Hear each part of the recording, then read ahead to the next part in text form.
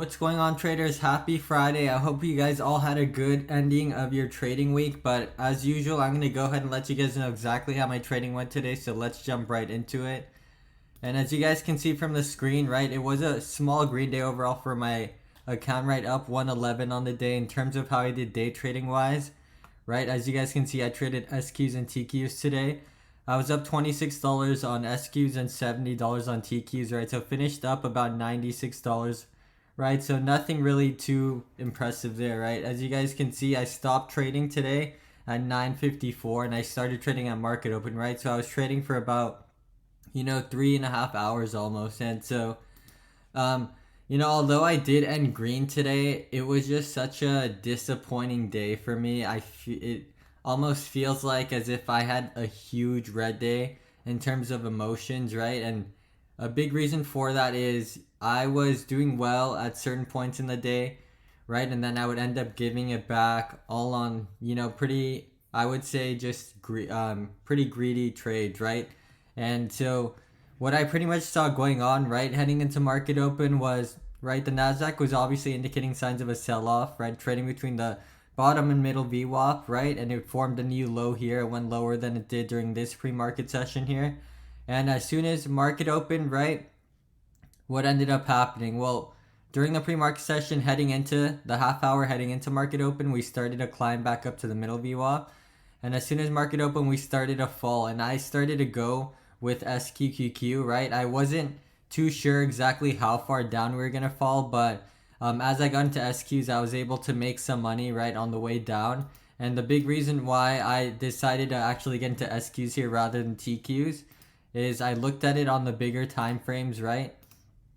And just based off the way it's been trading, right, I thought there was a chance that it was going to end up selling off before it eventually tried to bounce somewhere, right?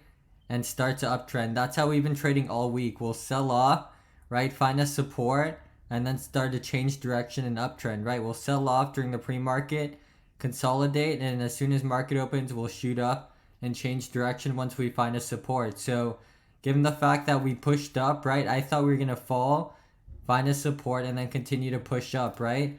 And so that was really my game plan heading into today. And so as you guys see, this thing started to sell off. I went with the flow, right? And I made money on SQs, but I stopped trading SQs and I tried timing where TQs was going to bounce. And that's really where my first mistake of the day was, right? I started to buy in around this area, which I don't think was dumb at all, right? But I literally dug myself in a hole by trying to, buy in, predict where it was going to finally go. And then as it got rejected and formed a new low, I'd have to cut losses. And I kept doing that. And it just dug me in a hole as far as TQs wise goes, right? Eventually it did end up, going according to plan, but by then I already dug myself in a hole and I was not too motivated to average up really, right? Because of the fact that, it was selling off, consistently getting rejected, that by the time it started to actually go, right, I had already lost enough on the way down that on the way up I didn't want to risk averaging up and have this thing fall on me, right? So that's why, that's a big mistake I made on that end. But as it did start to pick back up, right, what actually ended up happening? Well, I started to make money back, right, from the loss that I made. But once it started to sell off here, right, I thought we were just going to sell off and then test maybe the middle VWAP and try bouncing. But this thing ended up falling much further down than I anticipated it. And so I actually ended up giving, or working my way back into a hole because of the fact that I kept trying to predict exactly when this thing would push up, right? So definitely, this week I've done a very poor job of really buying in when it makes sense and just forcing trades, right? As you guys can clearly see, I would end up giving back and digging myself back in a hole, even though I would work so hard on the way up to make back what I lost, right? All for nothing if this thing continues to pull on back, right? And that's just what ended up happening.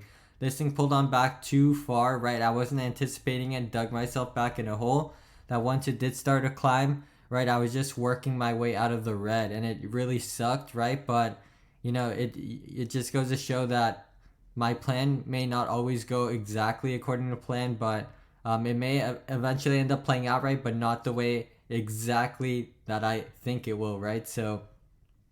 And so as this thing started to uptrend and use the EMA as a support, right, what ended up happening it eventually ended up to pick up all the way to 13,122, right? So did a nice job of recovering, as you guys can see, it pretty much validated that same pattern we've been seeing all week, where we'll push up, right?